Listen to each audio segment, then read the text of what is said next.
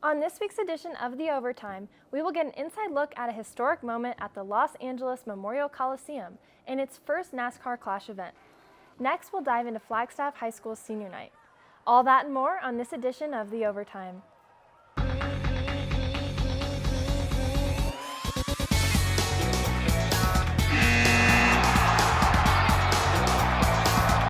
Hello and welcome to The Overtime, Northern Arizona's only sports show. I'm your host, Ava Nichols, joining sports reporter Lindsay Ridgway. Lindsay, are you ready to get back into the swing of things? Ava, I'm so excited to be back. Let's get right on into it because tonight we're starting with basketball. Flagstaff and Coconino High School had their final face-off Tuesday night to see who would be crowned the Grand Canyon Regional Champion. Starting off strong in the first half, Coconino was up by 25 points going into halftime, but by the third quarter, Flag High came out from underneath and began to take the lead. Coconino eventually caught back up to them, though, to complete the victory with a final score of 67-54 and making them your Grand Canyon Regional Champions. Following this win, the Panthers will be heading right on into playoffs. Big-time NASCAR came to LA's historic Coliseum over the weekend with a race called the Clash. Sports reporter Michael Manny has a scoop on the Busch Light Clash NASCAR event. Take a look. NASCAR is entering a new era in 2022 with the debut of its next-gen car. And it could not have gotten off to a better start for Team Penske's Joey Logano, who won the first ever Clash at the Los Angeles Memorial Coliseum. In his post-race press conference, Logano praised the event, the shortest track NASCAR has raced on since 1971. You watch football games lately, and they're advertising the Clash as much as they're advertising Daytona 500. Yeah, that kind of, to me, puts it in perspective a little bit on what this event meant to our sport and how big of a gamble this really was, right? This could have gone awful. It went great. Now the longest tenured Penske driver, the 31-year-old has taken on a greater leadership role. I definitely feel like it is changed drastically, and it's interesting. I've really adjusted some things in my life. I got this new motto in my mind: less better. That's what I want to do. I want to do less things and do it better. Logano's won the Clash before, in 2017 at Daytona, but he says this one was all the more special. Of all the Clashes, this is probably the biggest Clash win you can imagine, right? The first time coming to this historic venue, like I said, and being able to do that together as a team. And the thing is, the win won't even be the best part of Logano's week. So if we win this thing, and you say Brittany's having a baby, I'm running right off the racetrack straight to the airport. I said, no media for me, I'm out. So, no, baby's still in there, and tomorrow's the big day. So what a kind of a crazy couple days for the Logano family, getting a win, and then I'll be sleeping in a hospital tomorrow night. This past weekend, the NAU men's basketball team lost to the Northern Colorado Bears on a last-second three-point shot by Matt Johnson. The game ended 74-71. This was a tough loss considering NAU had a 12-point lead in the second half. The men then traveled to Greeley, Colorado to face the Bears again and lost 82-60. Sophomore Jalen Cohn set a team high of 22 points, but Cohn scored 18 in the first half. The Lumberjacks face off Montana State and Bozeman tomorrow at noon. Flagstaff Boys High School went out with a bang just recently when they won on their senior night against Lee Williams High School 45-24. Sports reporter Kristen Chancellor gave us an inside look at some of the seniors' future plans and their time at Flagstaff High. Flagstaff High School senior athletes are hanging up their uniforms as their time is coming to an end. However, they're looking back at their time fondly. It's just been a really fun time, want to come out here, have a good time with everybody, the family on the team. And we're doing pretty good now, so that's just a great feeling. Winning big games like we just did tonight and taking that momentum into state and seeing how far we can go. For some of these athletes, these programs have made their high school experience. I moved here this summer into my freshman year, so it was just kind of like I was nervous for everything, and cheer was the first thing I joined. And it was just kind of like, I don't know, like the best thing that's basically happened to me. Not only has high school been about academics, but also made these students who they are. So much to me, man. I've met some really close brothers, girlfriends, everything like that. And it really just made me who I am today. It grounded me, it made me humble. It really just shaped my character into the man I am today. These athletes are getting ready to say goodbye to Flagstaff High and move on to the future with their plans for college. Definitely enjoying my time, but after I graduate, I'm going to University of California to play football. I'm going to U of A to study criminal justice.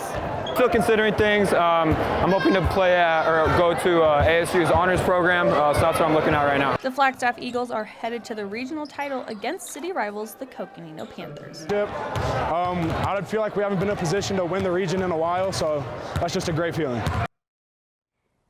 Stay tuned after the break for your first debate of the year with sports reporters Lindsay Ridgway and Hannah Ware.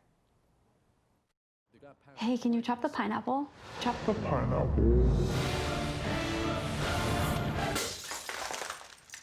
Nope, I'm high. How about I wash off the grapes? Yes. Okay. You're already making good decisions when you're high. I want tacos. Will you drive? I'm a little toasty.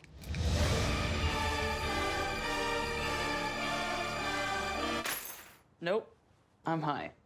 Let's order in. Don't make an exception when it comes to driving. If you feel different, you drive different. Wow, these are really good. You act surprised.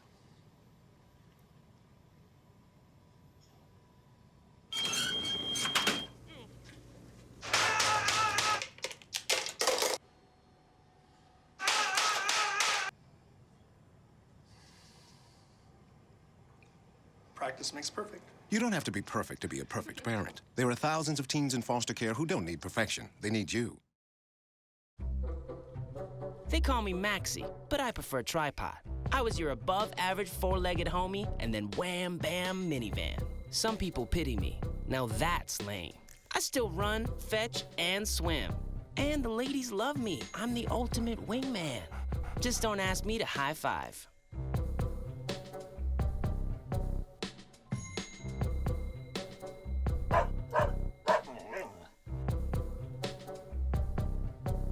It appears these hot ashes are about to be dumped, which could possibly start a wildfire. How will Smokey deal with such a hot situation? The garden hose defense. Next, a thorough stir. Then another spray. And finally, feeling if the ashes are cool. Oh, yeah. Ah, yes, the selfie. A ritual practiced so frequently with this tribe, but not so much by Smokey Bear. Only you can prevent wildfires. Welcome back to the Overtime. I'm your sports reporter, Lindsay Ridgway, joined by your preview reporter, Hannah Ware. Hannah, how are you doing tonight? I'm doing pretty great tonight, and I'm ready to get into our topics for the debate, if you want to start us off. Yeah, so our first topic tonight is, of course, the big game this weekend, the Super Bowl. Hannah, what are your thoughts on it? Well, I've been waiting for this day. I love the Super Bowl. It's probably my favorite sports event going on. And I'm going to be rooting for the underdogs this time around. I am going for Joe Burrow. I know that he's no Tom Brady, but he's definitely going to make a name for himself in the NFL, excuse me. When he's under pressure, he knows how to drive his team down the field, and that's what they need in order to win the Super Bowl. So my bets are on them. Well, Hannah, I could not be further from your opinion. I am a die-hard Rams fan, and I really think that they're going to come through, especially being at home at SoFi Stadium. I really think they can come through and win us that Super Bowl, especially if you take a look at your guy, Joe Burrow. He has the NFL high of 51 sacks this past season, and when you look at the Bengals O-line, they're really just a bunch of chickens compared to the Rams. So I have no doubt in my team, no doubt in the coaches that we're really going to bring home the trophy. We will agree to disagree if you want to take us to the next topic. Our next topic tonight is going to be talking about the NIL rule that has been instilled in colleges across the country, where it means the name, likeness, and image, and it's where college athletes can now take sponsorship money in turn for ads and stuff like that. Hannah, what is your take on it? I definitely think I have a hot take here. I think that college athletes should not be endorsed. And I say that because I consider arts as a sport, or it takes just as much time and dedication as sports, comparing football to, music or dance or anything along those lines. Art is not getting those kinds of endorsements, so why is football, You walk onto that field and you either get a full ride scholarship and you get everything already paid for you. And there's so much money that usually gets invested into these sports programs. And I understand that there is going to be an argument for people who don't get a full ride scholarship to play football. However, they go into college knowing that they're not going to get that full ride scholarship. Kind of unfortunate. But yeah, that's just my stance on it. What about you? It really seems like tonight is going to be a night for us to agree to disagree, because I do believe that college athletes should be able to take endorsements. I think, especially at the bigger level, they work and represent their schools really well. They show up, they show out, they bring those programs all that kinds of money. And with this is just kind of a little payback for them. So I really just can't see the downside to it. It really just helps them in return for what they do for their schools. All right, well, that's all we have for the debate tonight. Stay tuned after the break for Previews with me.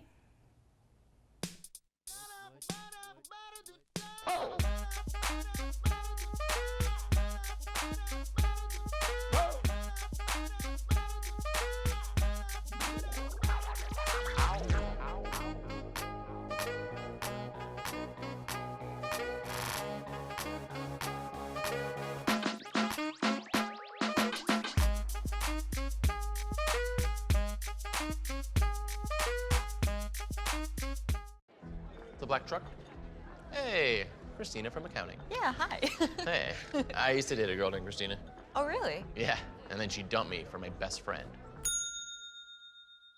You want to see some photos of them that I took? I don't. I thought we talked about this, buddy. Buzzed and overshared again? Yeah. Yeah. I'm gonna call a car. That's a smart idea. So yeah, I know, that's why I did it. Hey, you're gonna get back to the top of the mountain. Does that mean I'm gonna get back with Christina? No. Oh. No. What to expect when you're expecting a teenager. Today we're talking about how to wake up your teen, and this works literally every time.